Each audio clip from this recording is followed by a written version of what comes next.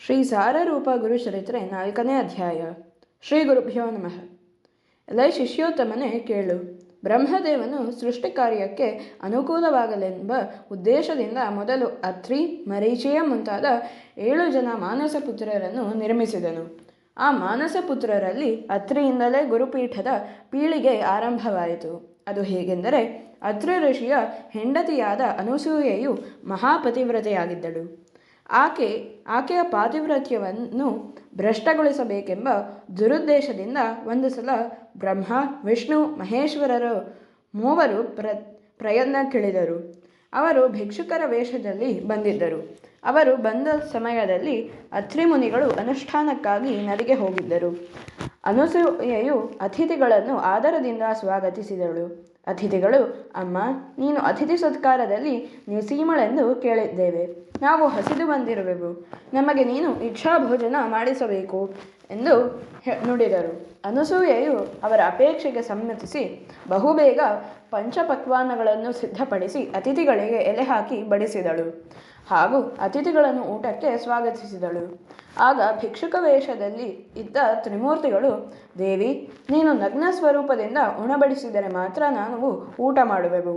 ಇದು ನಮ್ಮ ಇಚ್ಛಾಭೋಜನದ ಪದ್ಧತಿಯಾಗಿದೆ ಎಂದು ನಿರ್ಲಜ್ಜತನದಿಂದ ನುಡಿದರು. ಅನಸೂಯೆಯು ಕ್ಷಣಕಾಲ ಗೊಂದಲಕ್ಕೆ ಬಿದ್ದಳು.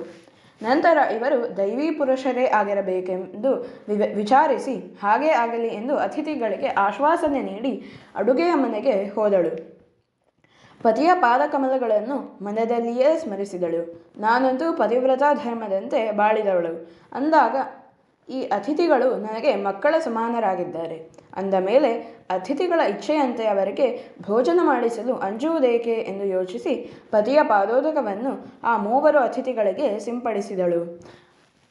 ಕೂಡಲೇ ಅವಳ ಭಾವನೆಯಂತೆ ಆ ಮೂವರು ಅತಿಥಿಗಳು ಕೂಸುಗಳಾಗಿ ಮಾರ್ಪಟ್ಟು ಮಣಿಗಳ ಮೇಲೆ ಮಲಗಿಕೊಂಡು ರೋಧಿಸತೊಡಗಿದರು. ಆ ಮುದ್ದಾದ ಕೂಸುಗಳನ್ನು ನೋಡುತ್ತಲೇ ಅನಸೂಯೆಯ ಮಾತೃ ಹೃದಯವು ಉಕ್ಕಿ ಬಂದಿತು. ಅವಳ ಸ್ತನಗಳಿಂದ ಹಾಲು ಸುರಿಯತೊಡಗಿತು.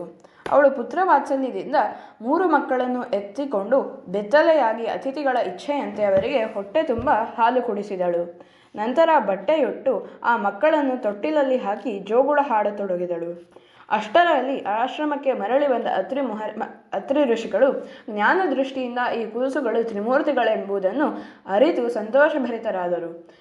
ಹೆಂಡತಿಯನ್ನು ಕೊಂಡಾಡಿದರು ಮತ್ತು ಕೂಸುಗಳ ರೂಪದಲ್ಲಿರುವ ತ್ರಿಮೂರ್ತಿಗಳಿಗೆ ಸಾಷ್ಟಾಂಗ ನಮಸ್ಕಾರ ಮಾಡಿದರು. ಕೂಡಲೇ ಆ ಕೂಸುಗಳಿಗೆ ನಿಜರೂಪ ಲಭಿಸಿ ಅವರು ತ್ರಿಮೂರ್ತಿಗಳಾಗಿ ಸಂಪ್ರೀತರಾಗಿ, ಅಮ್ಮ, ನಿನ್ನ ಪಾತಿವ್ರತ್ಯದೆದುರು ನಾವು ಸೋತು ಕೂಸುಗಳಾದೆವು. ನಿಮಗಾವ ಬರಬೇಕೋ ಕೇಳಿಕೊಳ್ಳಿರಿ ಎಂದು ನುಡಿಯಲು ಅನಸೂಯೆಯು ಪತಿಯ ಅಭಿಪ್ರಾಯವನ್ನು ತಿಳಿದುಕೊಂಡು ತ್ರಿಮೂರ್ತಿಗಳಿಗೆ, ನೀವು ಮೂವರು ನನ್ನ ಮಕ್ಕಳಾಗಿಯೇ ಉಳಿಯಬೇಕೆಂದು ಪ್ರಾರ್ಥಿಸಿಕೊಂಡಳು. ತ್ರಿಮೂರ್ತಿಗಳು ಅದಕ್ಕೊಪ್ಪಿ ತಮ್ಮ ತಮ್ಮ ಅಂಶೀಭೂತವಾದ ಸ್ವರೂಪವನ್ನು ಮಕ್ಕಳ ರೂಪದಲ್ಲಿಯೇ ಬಿಟ್ಟು ಹೊರಟು ಹೋದರು. ನಂತರ ಆ ದಂಪತಿಗಳು ಸಂತೋಷದಿಂದ ಆ ಮಕ್ಕಳನ್ನೆತ್ತಿಕೊಂಡರು. ಬ್ರಹ್ಮನಿಗೆ ಚಂದ್ರನೆಂದು, ವಿಷ್ಣುವಿಗೆ ದತ್ತನೆಂದು, ರುದ್ರನಿಗೆ ದುರ್ವಾಸನೆಂದು ಹೆಸರಿಟ್ಟು ಬೆಳೆಸಿದರು. ಕೆಲ ದಿನಗಳ ನಂತರ ಚಂದ್ರನು ತಾಯಿಯ ಅನುಮತಿ ಪಡೆದು ಚಂದ್ರಮಂಡಲಕ್ಕೆ ತೆರಳಿದನು. ದುರ್ವಾಸನು ತಂದೆ ತಾಯಿಗಳ ಅನುಮತಿ ಪಡೆದು ತೀರ್ಥಯಾತ್ರೆ ಹಾಗೂ ತಪಸ್ಸುಗಳನ್ನು ಆಚರಿಸುವುದಕ್ಕೆ ಹೊರಟು ಹೋದನು. ದತ್ತನು ಮಾತ್ರ ತಂದೆ ತಾಯಿಗಳ ಸೇವೆ ಮಾಡುತ್ತಾ ಅಲ್ಲಿಯೇ ನಿಂತನು. ತ್ರಿಮೂರ್ತಿಗಳ ಐಕ್ಯತೆಯು ದತ್ತನಲ್ಲಿಯೇ ಅಡಕವಾಯಿತು.